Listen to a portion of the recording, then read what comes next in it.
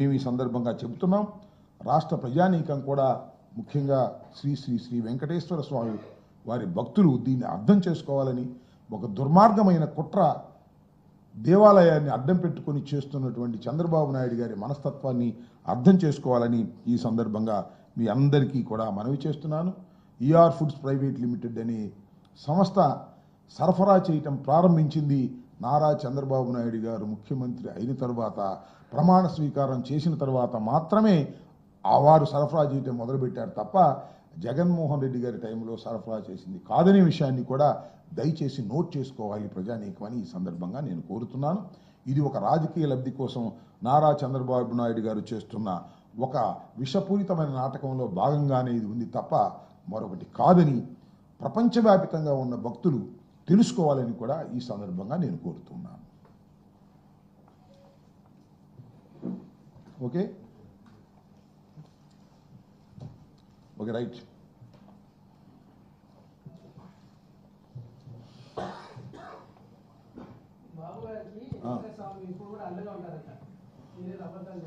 బాబు గారి నేను ఒక మాట చెబుతాను, బాబు గారికి అండగా ఉంటారా మరొకరు అండగా ఉంటారా అనేది కాదు. శ్రీ శ్రీ శ్రీ వెంకటేశ్వర స్వామి చాలా అద్భుతమైనటువంటి శక్తివంతమైనటువంటి దేవుడు.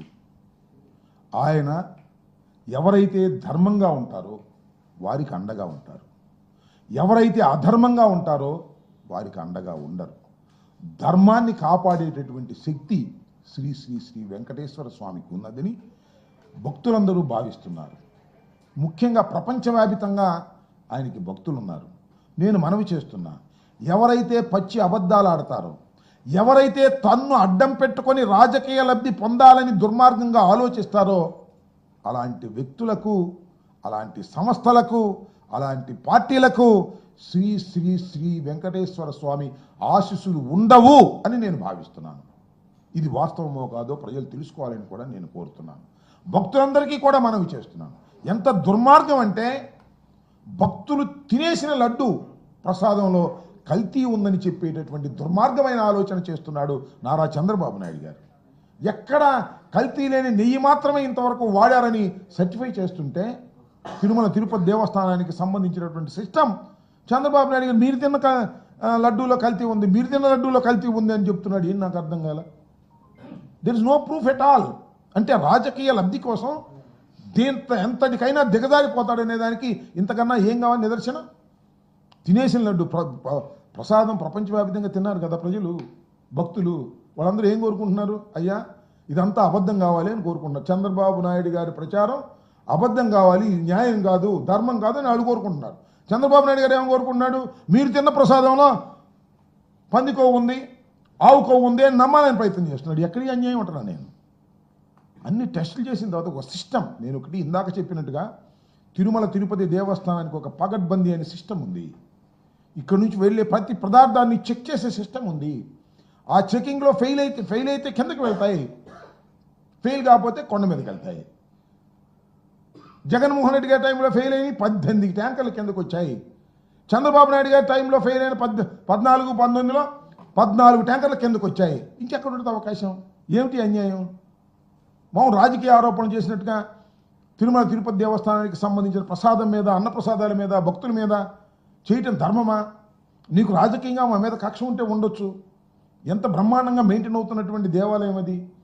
ప్రపంచం వ్యాపితంగానే పేరు ప్రఖ్యాతులు గాంచిన దేవాలయమే. శుభ్రతలోను, నాణ్యతలోను, ప్రసాదాల తయారీలోను.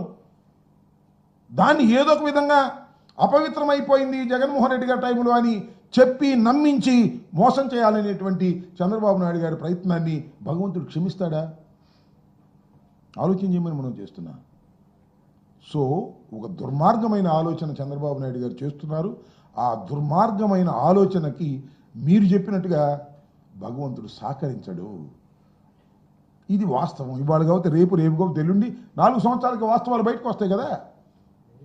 వాడని నెయ్యిలో కల్తీ ఉందని సర్టిఫికెట్ వస్తే ఆ లడ్డూలో కల్తీ ఉందని చెప్పేటటువంటి దుర్మార్గమైన ఆలోచన ఈ దేశంలో, ఈ ప్రపంచంలో నీచుడైన చంద్రబాబు నాయుడుకి వస్తుంది తప్ప మరెవరికి రాదు. దుర్మార్గుడైన చంద్రబాబు నాయుడుకి వస్తుంది తప్ప మరొకరికి రాదు. వాడని నెయ్యిలో ఏదో ఉందని. ఏం మాటలు ఇవన్నీ కూడా? ఓకే.